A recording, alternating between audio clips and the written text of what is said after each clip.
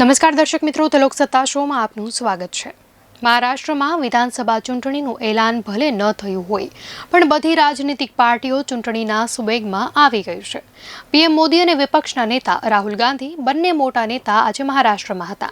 આ દરમિયાન રાહુલ ગાંધીએ કોલ્હાપુરમાં મોટું એલાન કરતા કહ્યું કે જો તેમની પાર્ટી સત્તામાં આવી તો અનામતની સીમા વધારવામાં આવશે।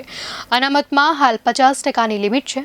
રાહુલ ગાંધીએ તો તેને ખતમ કરવાની પણ વાત કરી દીધી। કોલ્હાપુરમાં સંવિધાન સન્માન સંમેલનમાં કોંગ્રેસ નેતા રાહુલ ગાંધીએ વચન આપતા કહ્યું હતું કે જાતિ આધારિત વસ્તી ગણતરી કરવામાં આવશે, સામાજિક આર્થિક સર્વેક્ષણ હાથ ધરવામાં આવશે, અનામતની મર્યાદા 50%થી વધારવી જોઈએ।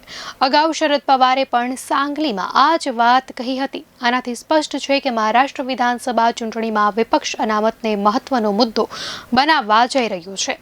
કોંગ્રેસ નેતા રાહુલ ગાંધીએ કહ્યું કે જો કોંગ્રેસ સત્તામાં આવશે તો જાતિ આધારિત વસ્તી ગણતરી કરાવાશે, કોની કેટલી વસ્તી છે અને તેમની પાસે કેટલી આર્થિક પકડ છે, આ માટે અમે સામાજિક આર્થિક સર્વે પણ કરીશું। ભારતના આઈએએસ ક્યાં બેઠા છે અને ક્યાં છે, પછાત દલિતો આનો સર્વે કરાવીશું અને આ બિલ પસાર થશે। રાહુલ ગાંધીએ વડાપ્રધાન મોદી પર પ્રહાર કરતા કહ્યું કે પહેલા પીએમ મોદી 400 પાર કહેતા હતા, ત્યારબાદ હિન્દુસ્તાનના લોકોએ કહ્યું કે તેને સ્પર્શ કરી શકશો નહીં, ત્યારબાદ મોદીજીને સંવિધાન સામે નમતું મૂકવું પડ્યું।